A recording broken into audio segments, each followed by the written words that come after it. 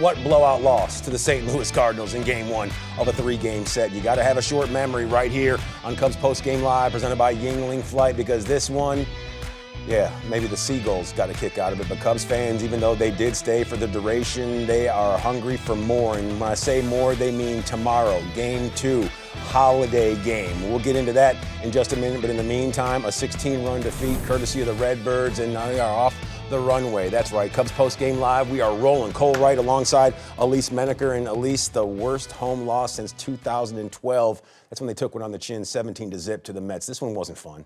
No, 17-1 isn't much better Not at than all. that, especially after you win by 20 a couple of days ago and you're feeling good and the offense is rolling. And unfortunately, David Peterson makes his second start with the Cubs, and it just did not go as planned. I mean, you're looking at a guy who went 3 2/3. That's tied for the shortest start of the season for him. And the 10 earned runs, that's a career high. So you combine both of that, and it's especially after it was a start where it was his longest outing of the season. Sure. So it just shows you, like you said, baseball can baseball, and it did to him today, and so the Cubs will need to bounce back. Yeah, we saw some plays that could have been made early. Usually the Cubs would have made those, but today it went a completely different route. So let's get to the highlights. Game 1 of the 3-game set, Cardinals, Cubs, presented by Feldco. David Peterson, second start for the Chicago Cubs, and 2 on, 2 out, top of the second.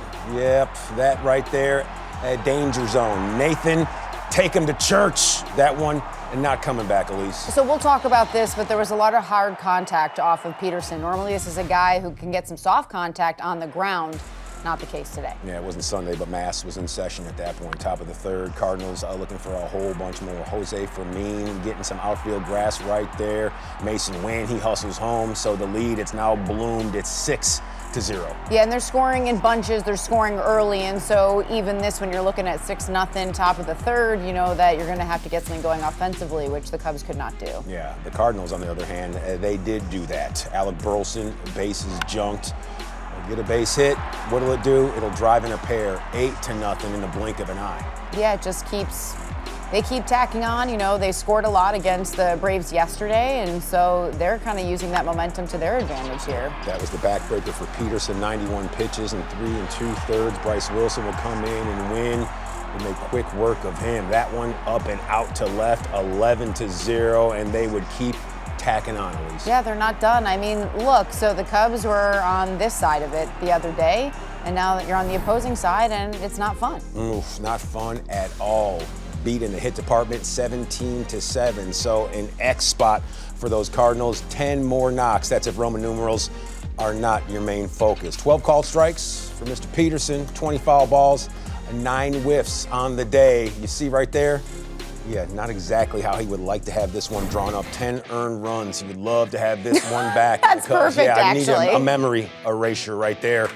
Men in Black, where are you when you need him? Because this one, it was a tough ride. And for Peterson to look so splendid in that first ride as a Chicago Cub, and then to go out there today and just get banged around, not what you were looking for. Left too many pitches over the plate. Can't He has do it. some pitches that can get swing and miss. He can induce the ground balls, which you talked about, you know, above average ground ball rate, but that was not the case today. So when you talk about his sinker, 8 balls were put in play, 7 of the 8 were hard hits. So the average exit velocity was 99.4. Oh, that did not look good.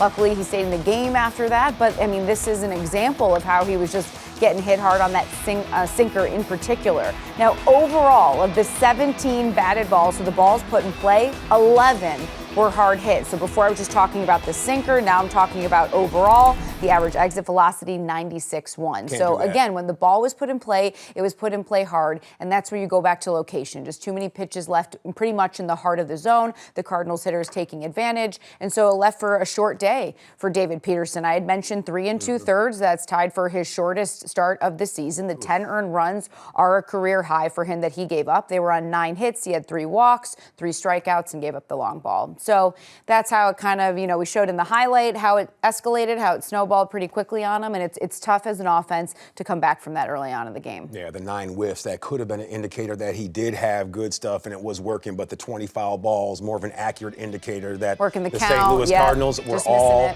over them. That's right, 9 hits surrendered, 10 earned runs, 3 free passes. We're going to hear from the skipper right around the corner on a clunker, one that got away. You know, The weight of the world is on his shoulders. You could tell by the way he sat down at his perch. 17-1 in favor of St.